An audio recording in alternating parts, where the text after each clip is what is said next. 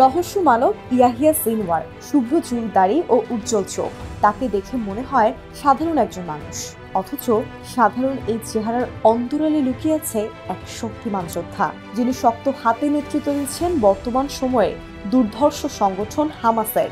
স্বাধীনতার নেশায় যে দলটির সংগ্রাম হালের সময়ের সবচেয়ে আলোচিত ঘটনা। এখন জন্ম সনদ দিয়ে খোলো বিকাশ স্টুডেন্ট অ্যাকাউন্ট। নিজের বিকাশ নিজে কর।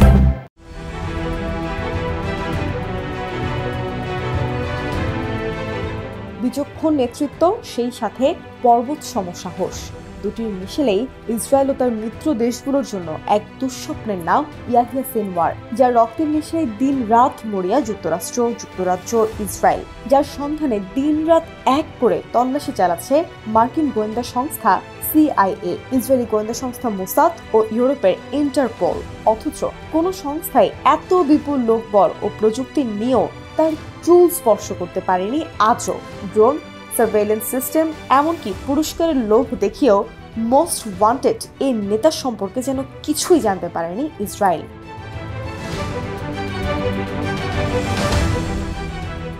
এক জীবনে ইয়াহিয়া সিনওয়ার হারিয়েছেন নিজের স্বজনদের, তবুও যেন ঝরেনি অশ্রু, শুধু চোখ দিয়ে ঝলসেছে প্রতিশোধের স্পৃহা। তাই তো শত চেষ্টাতেও কেউই খুঁজে পাননি তাকে। লড়ে যাচ্ছেন দৃপ্ত প্রত্যয়ে। হামাস প্রধান ইসমাইল হানিয়ের সবচেয়ে ভরসার ব্যক্তি সিনওয়ার। জানা যায় গেল 7 অক্টোবর ইসরায়েলে হামাসের আল আকসা ফ্লাড অভিযানের কমান্ডার ছিলেন তিনি। তবে কোথায় ঠিকানা তার, কোথায় গা ঢাকা দিয়েছেন তিনি, তা আজও এক রহস্য। বড় বড় সংস্থাদের ঘুম কেড়ে নেওয়া প্রশ্ন, কোথায় আছেন ইয়াহিয়া সিনওয়ার?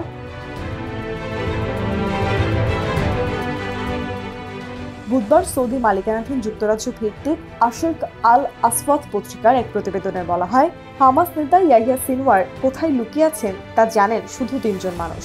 গণমাধ্যমটি বলছে, পলাতক থাকলেও হারিয়ে যাননি তিনি। নিয়মিত যোগাযোগ রাখছেন হামাসের সদস্যদের সাথে। হামাস কর্মকর্তারা জানান, গাজায় যুদ্ধবিরতির জন্য আলোচনার নেপথ্য ভূমিকা রয়েছে তার। উত্থাপিত প্রতিটি বিষয় নিয়ে দিচ্ছেন মূল্যবান মতামত। এমনকি তিনি নানা সময় হামাস নেতাদের দেন দিক নির্দেশনা। সৌদি মালিকানাধীন গণমাধ্যমটি আরও জানায়, শুধুমাত্র 2 জন বা 3 জন লোক জানে যে কোথায় আছেন সিনওয়ার। এই 2-3 জনের মাধ্যমে দলের অন্যান্যদের সাথে যোগাযোগ করেন তিনি। তবে সিনওয়ারের ব্যাপারে সচরাচর মুখ খোলে না হামাস। সংগঠনটির কর্মকর্তা এটিও জানে না আদৌ কোথায় থাকেন তিনি। এমনকি তিনি মাটির উপরে বা নিচে লুকিয়ে আছেন কিনা তাও তারা প্রকাশ করেন না কখনো। বেশ কয়েকবার তার আস্তানার আশেপাশে অভিযান চালালেও তাকে ধরতে পারেনি IDF।